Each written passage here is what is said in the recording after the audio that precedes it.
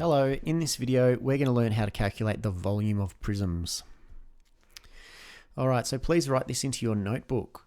Volume is the amount of space that a 3D shape takes up, and it is always measured in cubic units.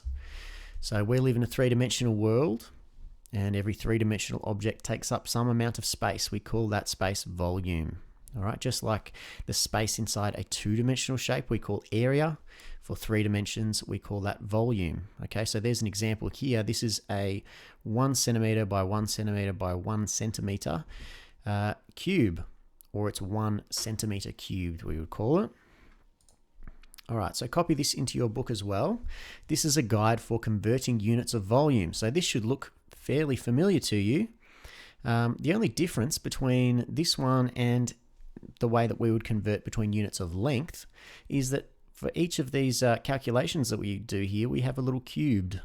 So there's 10 millimeters in a centimeter, but when we're dealing with volume, we have to divide by 10 cubed. And then over here, we've got 100 cubed and 1,000 cubed. So that's really the only extra bit that we need to remember when we're converting with units of volume. But make sure you have that written in your book. Okay, so what is a prism?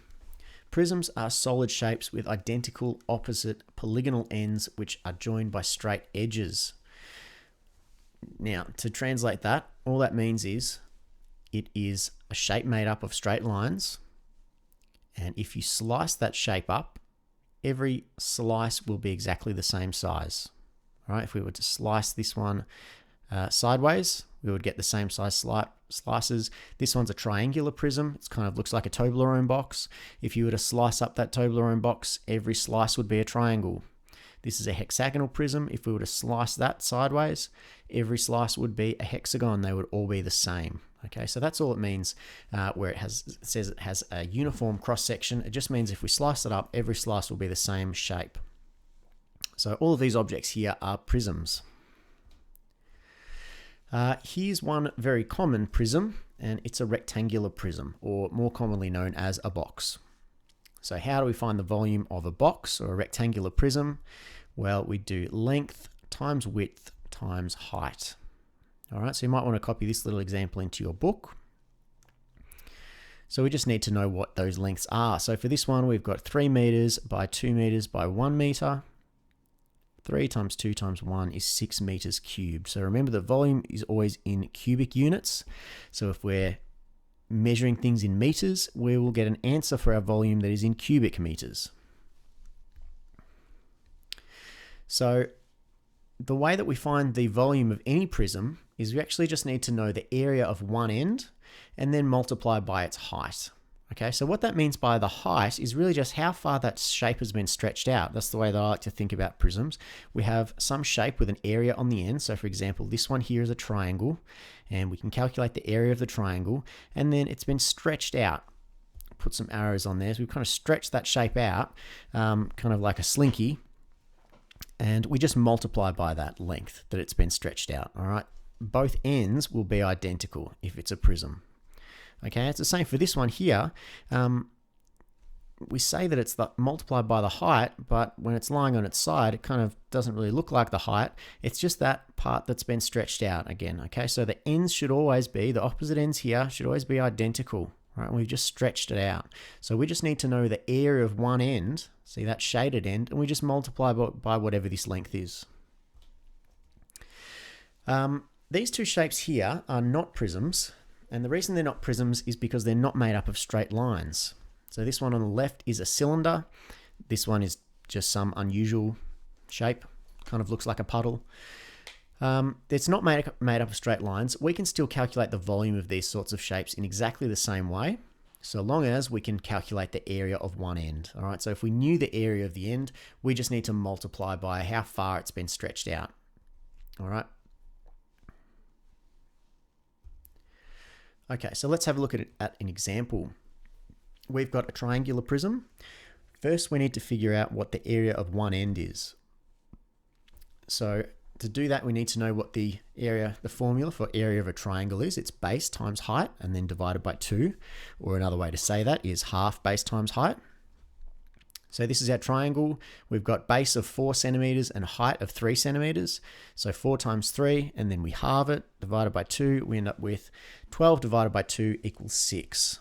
Okay, so the area on the end there is 6 centimeters squared. And then we just multiply by that length. How much is that shape stretched out? Okay, it's been stretched out 6 centimeters. So we multiply them. 6 times 6, we end up with 36 centimeters cubed. Okay, this one here is a cylinder. So we need to figure out the area of one end, and then we'll multiply by the height. So firstly, the area of one end, well, that's just a circle. So and the area of a circle is pi r squared. So we'll just fill in what we've got here. R is the radius. So the radius of our circle, it's a line that goes from the center to the outside, is 3 centimeters. So we've got pi 3 squared. 3 squared is 9. So the area is pi times 9, or 9 pi. If you put that into your calculator, let me just do that quickly, just so you can see where that comes from. If I do 9, and where's pi? Here we go. 28.274. Okay, that's where these numbers come from. Just keep that number on your screen for now. Now we just need to multiply by the height. Okay, so if we take our previous answer and multiply it by 5, we get 141.37. So just take this times 5, 141.37 centimeters cubed. Okay, another one, find the volume. So we've got a triangular prism again. So we want to find the area of that shaded base. So we've got area of a triangle is base times height divided by 2. So here we're going to have 7 times 8 and then divide it by 2. So 56 divided by 2 is 28 centimeters squared. And then we just multiply by this length here, the height, 12 centimeters. 28 times 12 is 336 centimeters cubed. Okay, last example, we've got this kind of weird shape. It's maybe made up of a rectangle and a semicircle. In any case, it doesn't really matter because it's already given us the area of that end. We don't need to do any calculations because it tells us that that's 13 centimeters squared is the area. So we just need to multiply those two numbers together. 13 times 7 is 91 centimeters cubed. Thanks. Bye.